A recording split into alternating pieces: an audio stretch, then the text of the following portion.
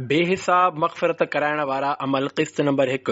अल्हम्दुलिल्लाहि रब्बिल आलमीन वस्सलातु वस्सलामु अला सय्यिदिल मुरसलीन अम्मा बअद फ़अऊज़ु बिल्लाहि मिनश शैतानिर रजीम बिस्मिल्लाहिर रहमानिर रहीम। बेहिसाब मग़फ़िरत कराइण वारा अमल क़िस्त 1। या अत्तार जी दुआ। या अल्लाह पाक जेको भी 17 सफ़न जो रिसालो बेहिसाब मग़फ़िरत वारा अमल क़िस्त 1 पढ़े या ॿुधे उनखे अहिड़ा अमल करण जी तौफ़ीक़ अता फ़रमाए जो संदसि ईमान ते ख़ात्मो थिए ऐं माउ पीउ समेत बेहिसाब मग़फ़िरत सां नवाज़ियो वञे। आमीन बिजाहे ख़ातमिन नबिय्यीन सल्लल्लाहु अलैहि वसल्लम। दुरूद शरीफ जी फ़ज़ीलत।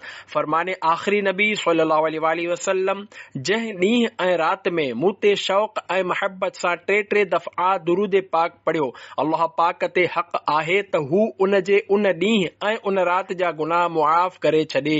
मुअज्जम कबीर 362/18 हदीस 928। सल्लु अलल हबीब सल्लल्लाहु अला मुहम्मद व आलिहि व अस्हाबिहि व बारक वसल्लम। उकाशा बाज़ी खटे वयो। सहाबी रसूल हज़रत सय्यदना अब्दुल्लाह बिन अब्बास रज़ियल्लाहु अन्हुमा बयान कनि था त हिक ॾींहुं रसूलुल्लाह सल्लल्लाहु अलैहि वसल्लम असां वटि तशरीफ़ खणी आया ऐं इरशाद फरमायाऊं, मूं ते मुख़्तलिफ़ उम्मतूं पेश कयूं वयूं त को नबी ईअं गुज़रियो जो उन सां गॾु फ़क़त हिकु ई शख़्स हो। कंहिं नबीअ सां 2 माण्हू, कंहिं नबीअ सां हिकु जमाअत हुई ऐं कंहिं नबीअ सां को बि गॾु न हो। पोइ मूं हिकु वॾो मेड़ क्राउड ॾिठो जंहिं ज़मीन जे किनारनि खे भरे छॾियो हो। मूंखे उम्मीद पैदा थी त इहा मुंहिंजी उम्मत आहे। मूंखे ॿुधायो वियो त ही हज़रत मूसा अलैहिस्सलाम ऐं संदसि क़ौम आहे। पोइ मूंखे चयो वियो, ॾिसो त मूं हिकु तमामु वॾो मेड़ ॾिठो जंहिं ज़मीन जे किनारनि खे भरे छॾियो हो। मूंखे ॿीहर चयो वियो, हेॾां ॾिसो, होॾां ॾिसो। मूं हेॾां होॾां ॾिठो त हिकु तमामु वॾो मेड़ हो जंहिं ज़मीन जे किनारनि खे भरे छॾियो हो। मूंखे ॿुधायो वियो त हीअ तव्हांजी उम्मत आहे ऐं हिननि सां गॾु 70,000 ॿिया बि आहिनि जेके बग़ैर हिसाब किताब जे जन्नत में दाख़िल थींदा। इहो ॿुधी सहाबी रसूल हज़रत उकाशा बिन महसन रज़ियल्लाहु अन्हुम अर्ज़ कयो, या रसूल अल्लाह सल्लल्लाहु अलैहि वसल्लम, छा मां बि उन्हनि माण्हुनि जेके बग़ैर हिसाब ऐं किताब जे जन्नत में दाख़िल थींदा में आहियां? त अल्लाह पाक जे अता सां ग़ैब जूं ख़बरूं ॿुधाइण वारे प्यारे प्यारे आख़िरी नबी सल्लल्लाहु अलैहि वसल्लम इरशाद फरमायो, हा। पोइ हिकु ॿिए शख़्स अर्ज़ कयो, छा मां बि उन्हनि मां आहियां? इरशाद फरमायाऊं, उकाशा तोखां गोए खणी वियो। बुखारी 35/4 हदीस 67-52। बिला हिसाब हो जन्नत में दाखिला या रब, पड़ोस खुल्द में सरवर का हो अता या रब। सल्लु अलल हबीब सल्लल्लाहु अला मुहम्मद। नस्लुनि जा नस्ल बेहिसाब जन्नत में। हज़रत सहल बिन सईद रज़ियल्लाहु अन्हु जो बयान आहे त मूं नबी पाक सल्लल्लाहु अलैहि वसल्लम खे फरमाईंदे ॿुधो त बेशक मुंहिंजे असहाबनि जे नस्लुनि में अहिड़ा मर्द ऐं औरतूं हूंदा जेके बग़ैर हिसाब किताब जे जन्नत में दाख़िल थींदा। पोइ पाण सल्लल्लाहु अलैहि वसल्लम हीअ आयत मुबारका तिलावत फरमाई, बिस्मिल्लाहिर रहमानिर रहीम, व आखरीन मिनहुम लम्मा यल्हक़ू बिहिम। सिपारो 28 सूरतुल जुमआ आयत नंबर 3। तर्जुमो कंजुल इरफान। ऐं उन्हनि खां बाद वारनि ॿियनि माण्हुनि खे बि ही रसूल पाक करे ऐं इल्म ॾिए थो जेके उन्हनि मौजूदा माण्हुनि सां अञा नाहिनि मिलिया आहिनि। हर सहाबी नबी जन्नती जन्नती, सभु सहाबियात बि जन्नती जन्नती। सल्लु अलल हबीब सल्लल्लाहु अला मुहम्मद। तू बेहिसाब बख्शिश फरमाए। हज़रत अबू उमामा रज़ियल्लाहु अन्हु जो बयान आहे त मूं अल्लाह पाक जे प्यारे नबी सल्लल्लाहु अलैहि वसल्लम खे फरमाईंदे ॿुधो त मुंहिंजे रब करीम मूंसां वाइदो फरमायो आहे त हू मुंहिंजी उम्मत मां 70,000 माण्हुनि खे बग़ैर हिसाब ऐं अज़ाब जे जन्नत में दाख़िल फरमाईंदो। उन्हनि मां हर 1000 सां 70,000 ॿिया बि हूंदा ऐं मुंहिंजे रब करीम जे बुकनि मां जीअं संदसि शान जे लाइक़ आहे 3 बुक अञा वधीक बि हूंदा। तिरमिज़ी 198/4 हदीस 2445। शरहे हदीस। पहिरियां 70,000 त उहे हुआ जेके पंहिंजे नेक अमलनि जे करे बग़ैर हिसाब जे जन्नती थिया ऐं ॿिया 70,000 उहे आहिनि जेके उन्हनि पहिरें जे वसीले पहिरियनि जे वसीले उन्हनि जी ख़िदमत में क़ुर्ब जे करे बग़ैर हिसाब जे जन्नत में विया। गुलदस्ते में गुलनि सां गॾु गाह ॿधिजी वेंदो आहे त उहो बि इज़त वारो बणिजी वेंदो आहे। याने उन्हनि मां हर हिक सां बेशुमार माण्हू हूंदा जेके उन्हनि जे सदक़े बख़्शिया वेंदा। बुक मां मुराद आहे बेअंदाज़, छो त जॾहिं कंहिंखे बग़ैर ॻणप या बग़ैर तौर ऐं माप जे ॾियणो हूंदो आहे त उते बुक भरे ॾिना वेंदा आहिनि। ऐं ईअं खणी चऊं त हीअ हदीस मुतशाबिहात मां आहे। हूअं त रब ताला हथनि ऐं बुकनि खां पाक आहे। मिराअतुल मनाजी 392/7 393। मुझे बख्श दे बेसबब या इलाही, न करना कभी भी गज़ब या इलाही। हर हज़ार सां गॾु 70,000 जन्नती। नबी पाक सल्लल्लाहु अलैहि वसल्लम इरशाद फरमायो, बेशक मुंहिंजे रब करीम मूंखां मुंहिंजी उम्मत जे बारे में मुंहिंजी राय तलब फरमाई त मां उन्हनि सां छा करियां।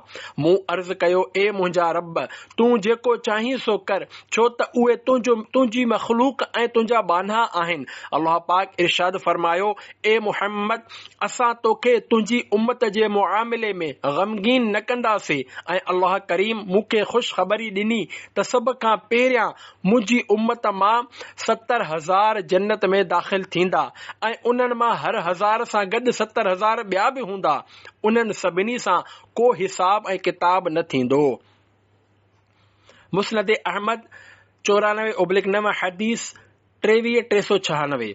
हिक ॿी रिवायत में आहे, बेशक मां उम्मीद थो करियां त उहे माण्हू उन वक़्त ताईं जन्नत में दाख़िल न थी सघंदा जेसि ताईं तूं ऐं तुंहिंजी नेक औलाद ऐं ज़ालूं जन्नत में पंहिंजो ठिकाणो न ॾिसी वठनि। 4 अरब 90 करोड़। अल्लाह पाक जे आख़िरी नबी सल्लल्लाहु अलैहि वसल्लम फरमायो, मुंहिंजी उम्मत मां 70,000 बग़ैर हिसाब जे जन्नत में दाख़िल थींदा ऐं उन्हनि जे सदक़े हर हिक सां 70,000 ॿिया बि हूंदा ऐं रब उन्हनि सां गॾु 3 जमातूं ॿियूं बि मोकिलींदो। ख़बर न आहे त हर जमात में केतिरा हूंदा, उन जो शुमार फ़क़त उहो ई ॼाणे थो। मुस्नद इमाम अहमद 419/1 हदीस 1706। तिरमिज़ी 198/4 हदीस 2445। ए आशिक़ाने रसूल, अल्लाह पाक जी रहमत ऐं संदस फज़ल ऐं करम तां क़ुर्बान, जंहिं पंहिंजे प्यारे प्यारे आख़िरी नबी मक्की मदनी मुहम्मद अरबी सल्लल्लाहु अलैहि वसल्लम जे सदक़े असां ग़ुलामान मुस्तफ़ा खे केतिरियुनि ई सआदतुनि सां नवाज़ियो आहे। ए काश असांजो शुमार बि उन्हनि खुशनसीब बग़ैर हिसाब ऐं किताब जे जन्नत में दाख़िल थियण वारनि में थी वञे, छो त असां वटि नेकी जे नून जो नुक़्तो बि न आहे। अल्लाह पाक करम फरमाए त असां गुनहगारनि जी बि बख़्शिश थी वेंदी। असां उम्मत मुस्तफ़ा में पैदा थियण ते संदस शुक्रियो अदा करियूं था, छो त जेको अल्लाह पाक जी नेमतुनि जो शुक्र अदा कंदो आहे त अल्लाह पाक खेसि पंहिंजो नेमतुनि सां अञा वधीक नवाज़ींदो आहे। शुक्र अदा हो क्यों कर तेरा प्यारे नबी की उम्मत में, मुझसे निकम्मे को भी पैदा तूने ए रहमान किया। सुठो गुमान सुठो नतीजो। असां अल्लाह पाक में सुठो गुमान रखूं था त हू फ़क़त पंहिंजे फज़ल ऐं करम सां असांखे ज़रूर बग़ैर हिसाब ऐं किताब जे बख़्शे छॾींदो, छो त हदीस कुदसी में आहे, अल्लाह पाक पाण इरशाद फरमायो आहे, अना इंद वन्ने अब्दी बी। तर्जुमो, मां पंहिंजे बाने जे गुमान मुताबिक़ साणस मुआमिलो कंदो आहियां, सां गॾु आहियां। बुखारी 574/4 हदीस 7505। याने अल्लाह पाक जे बारे में जेको शख़्स जहिड़ो गुमान रखंदो, अल्लाह पाक उन सां ओड़ो ई मुआमिलो फरमाईंदो। असां संदस ज़ात पाक खां उम्मीद था करियूं त हू पंहिंजे महबूब करीम सल्लल्लाहु अलैहि वसल्लम जे सदक़े ज़रूर असांखे पंहिंजी रहमत सां बग़ैर हिसाब ऐं इताब जे जन्नतुल फिरदौस में दाख़िल फरमाईंदो। ना करना हश्र में पुरसिश, मेरी हो बेसबब बख्शिश, अता कर बाग़ फिरदौस अज़ पे शाहे उमम मौला। आला हज़रत इमाम अहमद रज़ा ख़ान खे पंहिंजे आका ऐं मौला मुहम्मद रसूलुल्लाह सल्लल्लाहु अलैहि वसल्लम जे करम ते केॾी न आस ऐं उम्मीद आहे जो पाण लिखनि था, हे ये उम्मीद रज़ा को तेरी रहमत से शहा, न हो ज़िंदानी दोज़ख तेरा बंदा होकर। लफ़्ज़नि जी माना शाह बादशाह, ज़िंदानी क़ैदी। शरह कलाम रज़ा। या रसूल अल्लाह सल्लल्लाहु अलैहि वसल्लम, मां अव्हां जे दर जो ग़ुलाम आहियां ऐं जेको अव्हां जो ग़ुलाम हुजे सो भला कीअं जहन्नम में वेंदो, छाकाणि त अल्लाह पाक जी बारगाह में अव्हां जो वॾो मक़ाम, मर्तबो, शान ऐं शौकत आहे। तंहिं करे मूंखे हिन एज़ाज़ ऐं इकराम में उहा उम्मीद आहे त मां जहन्नम में न वेंदुसि ऐं अव्हां जी शफ़ाअत सां जन्नत में ठिकाणो थींदो। सल्लू अलल हबीब सल्लल्लाहु अला मुहम्मद। बग़ैर हिसाब जे जन्नत में दाख़िल कराइण वारनि अमलनि जो बयान। प्यारा प्यारा इस्लामी भाइरो, हाणे कुझु उन्हनि नेक अमलनि जो बयान कजे थो जिन जे करण सां हदीस पाक में ज़बाने मुस्तफ़ा सल्लल्लाहु अलैहि वसल्लम मां बग़ैर हिसाब ऐं किताब जे जन्नत में दाख़िल थियण जूं ख़ुशख़बरियूं ॿुधायूं वयूं आहिनि। अल्लाह पाक असांखे इख़लास ऐं इस्तिक़ामत सां पंहिंजी रिज़ा जे मुताबिक़ नेक कम करण जी तौफ़ीक़ अता फरमाए ऐं बग़ैर हिसाब ऐं किताब जे जन्नतुल फिरदौस में दाख़िल थियण नसीब फरमाए। आमीन बिजाह ख़ातमिन नबिय्यीन सल्लल्लाहु अलैहि वसल्लम। हिकु शाने ओलिया रहमतुल्लाहि अलैहिम। अल्लाह पाक जी रहमत वारे नबी सल्लल्लाहु अलैहि वसल्लम इरशाद फरमायो, जॾहिं अल्लाह पाक अॻियनि ऐं पोयनि खे हिकु खुलियल मैदान में गॾु कंदो त हिकु मुनादी याने ऐलान करण वारो अर्श जे हेठियां पुकारींदो, अल्लाह करीम जी मारिफत याने सुञाणप रखण वारा किथे आहिनि, भलाई करण वारा किथे आहिनि। माण्हुनि मां हिकु टोलो उथंदो ऐं रब करीम जी बारगाह में उथी बीहंदो। अल्लाह पाक पुछा फरमाईंदो, जॾहिं त हू चङी रीति ॼाणे थो त अव्हां केरु आहियो, उहे अर्ज़ कंदा, असां तुंहिंजी मारिफत रखण वारा आहियूं जिन खे तूं पंहिंजी मारिफत अता फरमाई ऐं इन लाइक़ बणायो। अल्लाह करीम इरशाद फरमाईंदो, तव्हां सच चयो। पोइ फरमाईंदो, अव्हां ते का पुछा गाछा न आहे, मुंहिंजी रहमत सां जन्नत में दाख़िल थी वञो। सरकार मदीना सल्लल्लाहु अलैहि वसल्लम इरशाद फरमायो, रब करीम उन्हनि खे क़यामत जे होलनाकियुनि खां महफूज़ रखंदो। अत-तज़किरतुल क़ुर्तबी सफ़ो 360। अल्लाह पाक जी उन्हनि ते रहमत हुजे ऐं उन्हनि जे सदक़े असांजी बेहिसाब मग़फ़िरत थिए। आमीन बिजाह ख़ातमिन नबिय्यीन सल्लल्लाहु अलैहि वसल्लम। मुझे ओलिया की मोहब्बत अता कर, तू दीवाना कर गौस का या इलाही। नंबर 2 शहीद ऐं मुआफ़ करण वारा। ॿिन्ही जहान जे सरदार सल्लल्लाहु अलैहि वसल्लम जो फरमाने आलीशान आहे, जॾहिं बाननि खे हिसाब किताब जे लाइ बीहारियो वेंदो त कुझु माण्हू पंहिंजूं तलवारूं पंहिंजे गिचनि ते रखी खणी ईंदा जिन मां रतु टिमी रहियो हूंदो। उहे माण्हू जन्नत जे दरवाज़े ते हिकु मेड़ जी सूरत में गॾु थींदा। पुछियो वेंदो, इहे केरु आहिनि? ॿुधायो वेंदो त ही शहीद आहिनि जेके जहिड़ा हुआ खेनि रिस्क ॾिनो वेंदो हो। पोइ हिकु मुनादी याने ऐलान करण वारो पुकारींदो, जंहिंजो अजर अल्लाह पाक जे ज़िम्मे आहे, उहो उथे ऐं जन्नत में दाख़िल थी वञे। पुछियो वेंदो, उहे केरु आहिनि जिन जो अजर अल्लाह करीम जे ज़िम्मे आहे? मुनादी चवंदो, माण्हुनि खे दरगुज़र करण वारा। मुनादी ॿीहर पुकारींदो, जंहिंजो अजर रब करीम जे ज़िम्मे आहे, उहो उथे ऐं जन्नत में दाख़िल थी वञे। कोई पुछंदो, उहो केरु आहे जंहिंजो अजर अल्लाह पाक जे ज़िम्मे आहे? मुनादी चवंदो, माण्हुनि खे दरगुज़र करण वारा।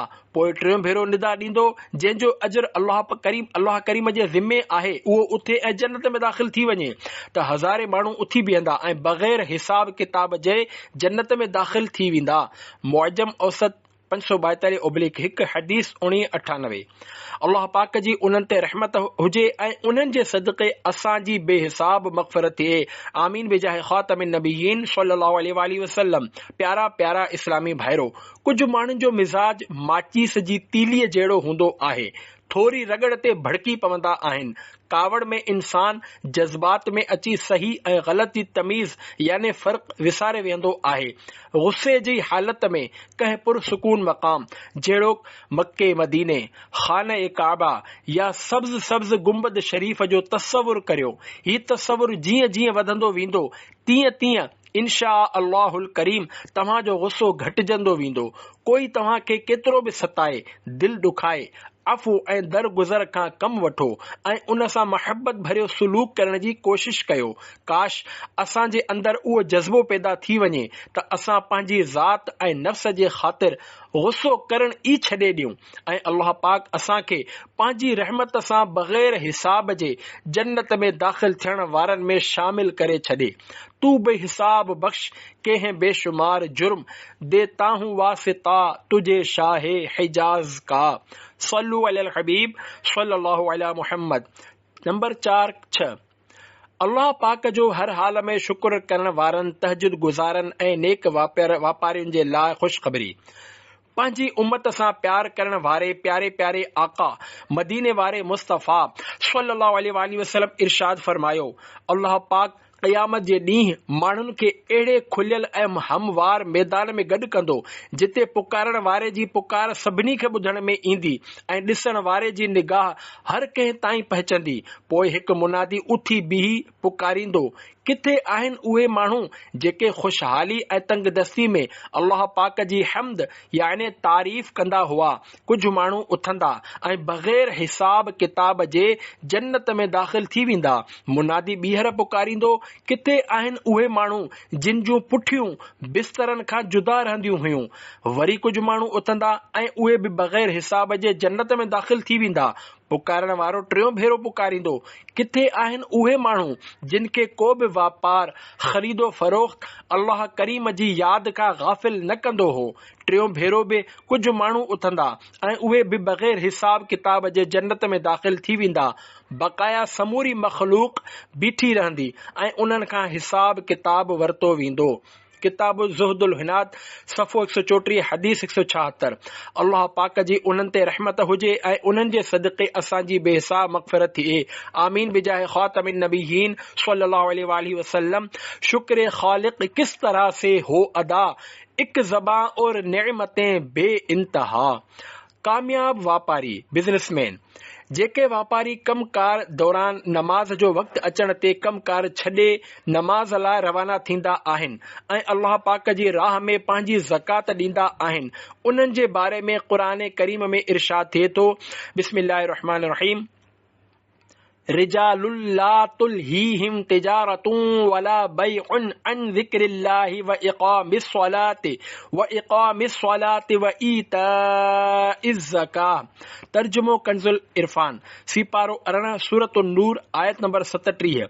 उहे मर्द जिन खे वापार ख़रीद ऐं विकिरो अल्लाह जे ज़िक्र नमाज़ क़ाइम करण ऐं ज़कात ॾियण खां गाफ़िल न कंदा आहिनि। हज़रत अब्दुल्ला बिन उमर रज़ियल्लाहु अन्हुमा बाज़ार में हुआ। मस्जिद में नमाज जे लाइ इक़ामत चई वई त पाण रज़ियल्लाहु अन्हु ॾिठाऊं त बाज़ार वारा उथिया ऐं दुकान बंदि करे मस्जिद में दाख़िल थी विया। उहो ॾिसी पाण रज़ियल्लाहु अन्हु फरमायाऊं त आयत रिजालुल ला तुलहीहिम अहिड़नि माण्हुनि जे ई हक़ में आहे। तफ़सीर इब्न अबी हातिम सिपारो 18 सूरह नूर तहतुल आयत 37। सुबहान अल्लाह। उन्हनि मुक़दस हस्तियुनि जी नज़र में नमाज जी अहमियत अमली तौर ते वापार कारोबार ऐं दुकानदारी खां वधीक हुई।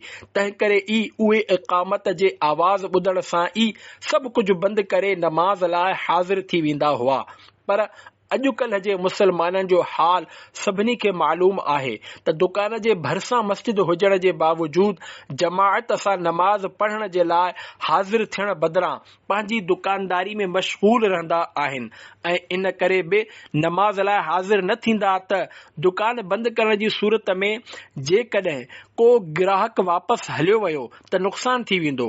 अल्लाह पाक उन्हनि खे नमाज जी अहमियत समझण ऐं वक़्त ते जमाअत सां अदा करण जी तौफ़ीक़ अता फरमाए। हज़रत इमाम मोहम्मद बिन अहमद ज़हबी रहमतुल्लाह अलैहि लिखनि था त कुझु उलमाए कराम रहमतुल्लाहि अलैहिम फरमाइनि था, जेकॾहिं वापार जी मसरूफ़ियत सबबि नमाज छॾींदो त उहो बेनमाज़ी वापारी क़यामत जे ॾींहुं मके मुकरमा जे सभ खां वॾे काफ़िर ताजिर उबई बिन खलफ सां गॾु उथारियो वेंदो। किताबुल कबायर सफ़ो 21। उम्र में छूटी है घर कोई नमाज, जल्द अदा कर ले तू आ गफलत से बाज। सल्लु अलल हबीब सल्लल्लाहु अलैहि मुहम्मद। 7 खां 9 दरगुज़र करण वारनि ऐं सब्र करण वारनि जो अंजाम, सब्र करण वारनि जो इनाम। मुस्तफ़ा जाने रहमत सल्लल्लाहु अलैहि वसल्लम फरमायो, जॾहिं रब करीम क़यामत जे ॾींहुं मख़लूक खे जमा कंदो त हिकु मुनादी पुकारींदो, फज़ल वारा किथे आहिनि? कुझु माण्हू उथंदा पर उहे तमामु थोरा हूंदा, उहे तेज़ीअ सां जन्नत ॾांहुं रवाना थींदा।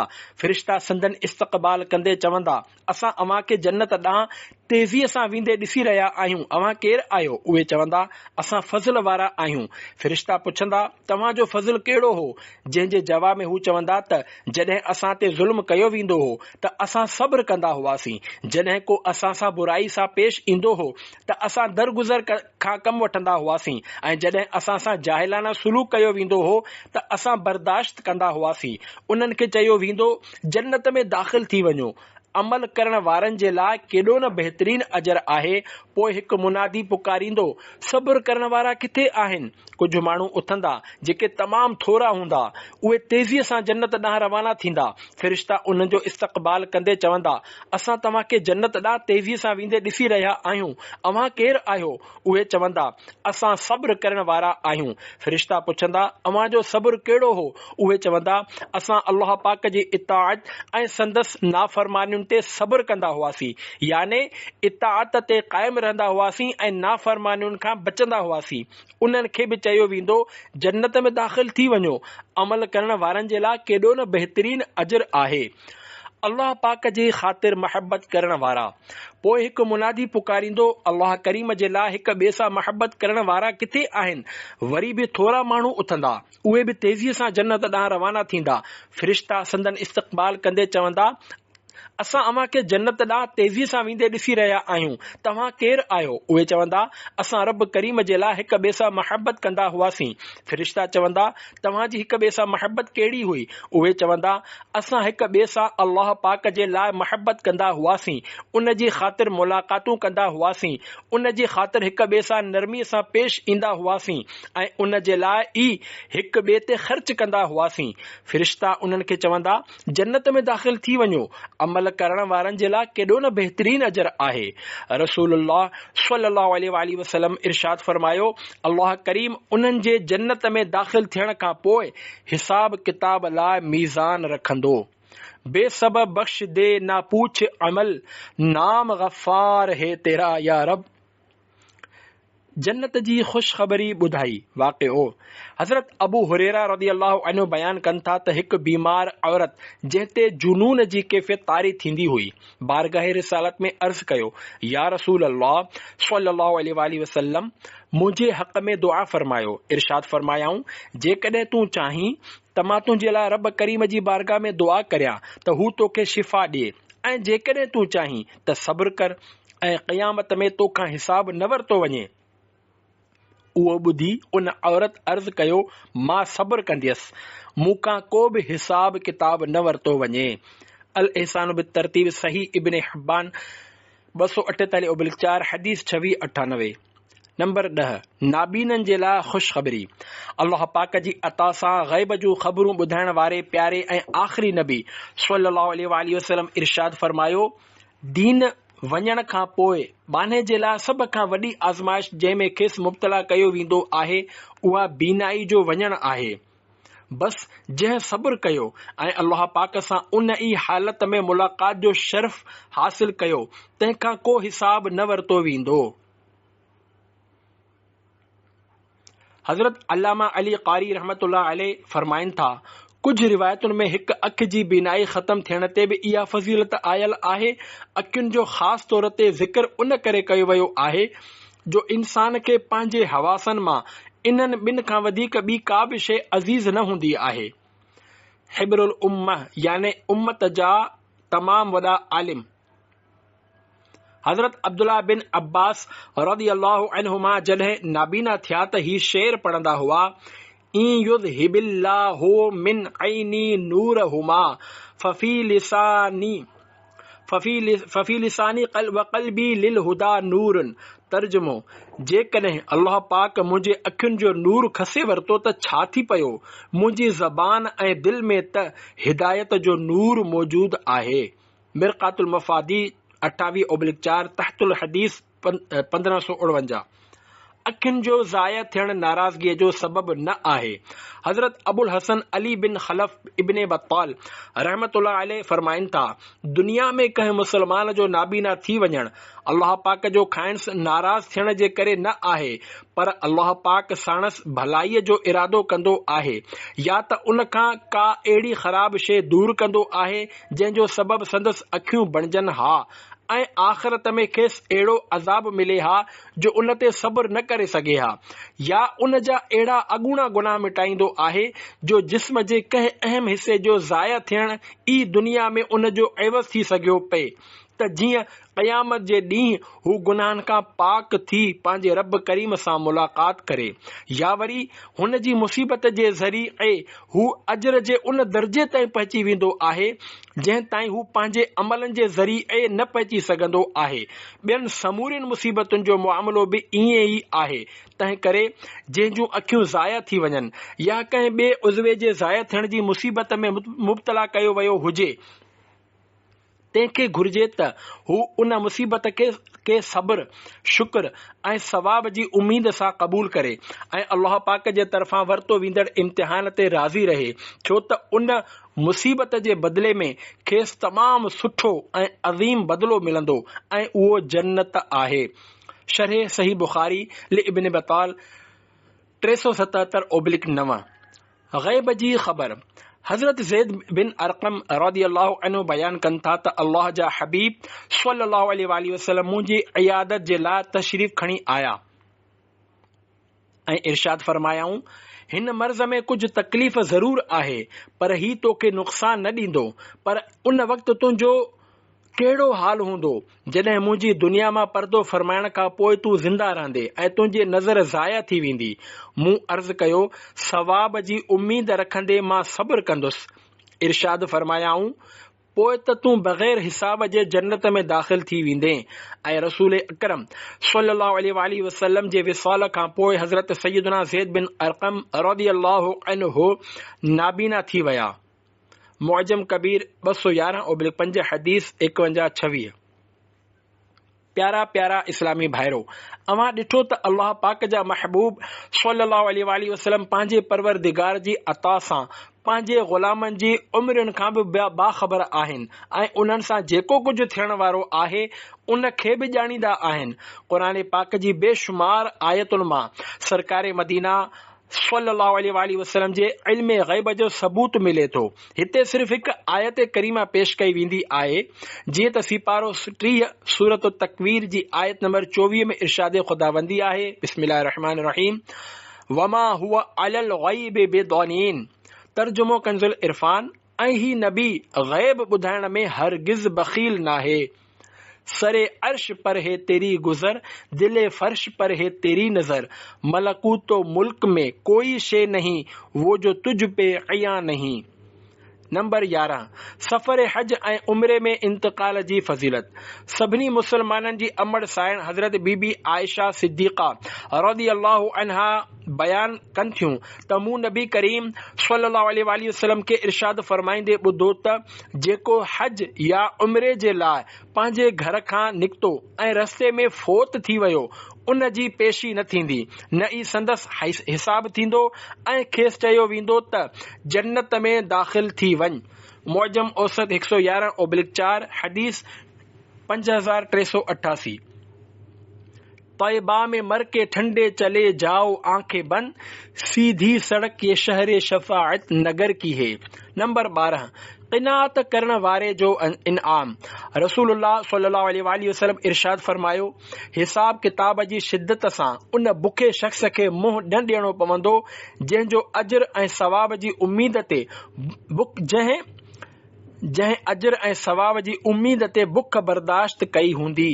तारीख़ मदीना दमिश्क 278/6। कलील रोजी पे दो क़िनाअत, फजूल गोई से दे दो नफरत, दुरूद पढ़ता रहूं बकसरत, नबी रहमत शफीक़ उम्मत। 13-15 नंबर तालिब इल्म फरमा बरदार ज़ाल ऐं औलाद। प्यारा प्यारा इस्लामी भाइरो, दीनी इल्म हासिल करण हर मुसलमान ते हस्बे हाल ज़रूरी आहे ऐं नेक ऐं फर्मा बरदार ज़ाल अल्लाह पाक जे तरफ़ां अज़ीम तोहफ़ो आहे ऐं वालिदैन सां सुठो सलूक करण वारे औलाद जी बि छा ॻाल्हि आहे। हदीस पाक में आहे तालिब इल्म फर्मा बरदार ज़ाल ऐं वालिदैन सां सुठो सलूक करण वारी औलाद नबियन सगोरन अलैहिमुस्सलाम सां गॾु बेहिसाब जन्नत में दाख़िल थींदी। कंज़ुल उम्माल जुज़ 69/5 जुज़ 9 69/5 हदीस 2824। नंबर 16 मुसलमान जी हाजत रवाई जी फज़ीलत। महबूब खुदा सल्लल्लाहु अलैहि वसल्लम इरशाद फरमायो, जेको पंहिंजे मुसलमान भाउ जी ज़रूरत पूरी करण जे लाइ हलंदो आहे, अल्लाह पाक उन जे हर क़दम जे बदिले में 70 नेकियूं संदसि अमाल नामे में लिखंदो आहे। जेकॾहिं ज़रूरत पूरी थी वई त ज़रूरत पूरी करण वारो शख़्स गुनाहनि खां ईअं पाक थी वेंदो जीअं उन ॾींहुं हो जंहिं ॾींहुं संदसि माउ खेसि ॼणियो हो। ऐं जेकॾहिं ज़रूरत पूरी करण जे दौरान इंतकाल करे वञे त बेहिसाब जन्नत में दाख़िल कयो वेंदो।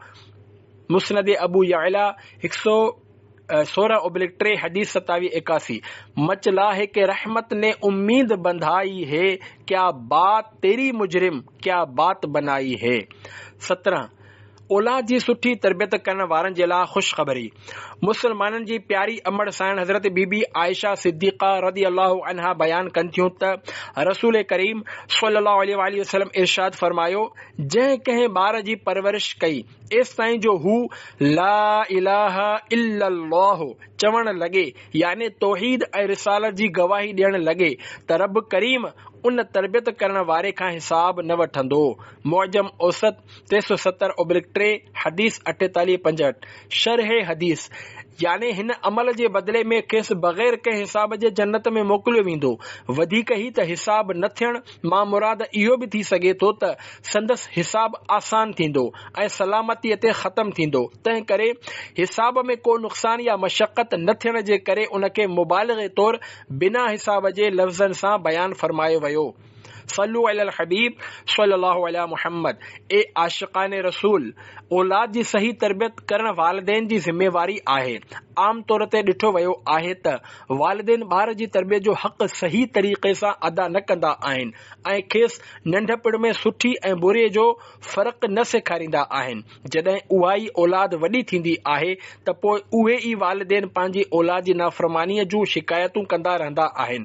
तंहिं करे वालिदैन खे घुर्जे त नंढपिण खां ई पंहिंजी औलाद जी तरबियत शरीअत ऐं सुन्नत जे मुताबिक़ कनि। ॿार सम्झे इन खे आज़ाद न छॾे ॾियनि ऐं न ई ईअं चई संदसि तरबियत खे नज़र अंदाज़ कनि त अञा त ॿार आहे, वॾो थींदो त पाण ई सम्झी वेंदो।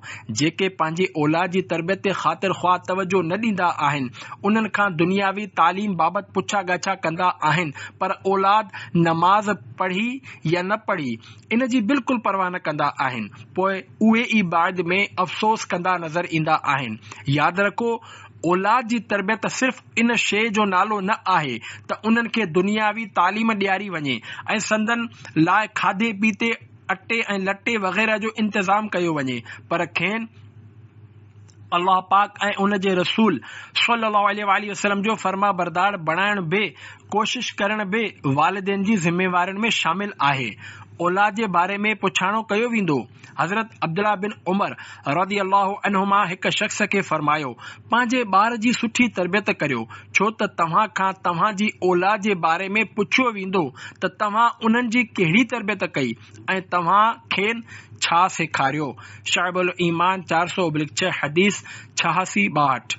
या रब बचा ले तू मुझे नारे जहीम से, औलाद पर भी बल्कि जहन्नम हराम हो।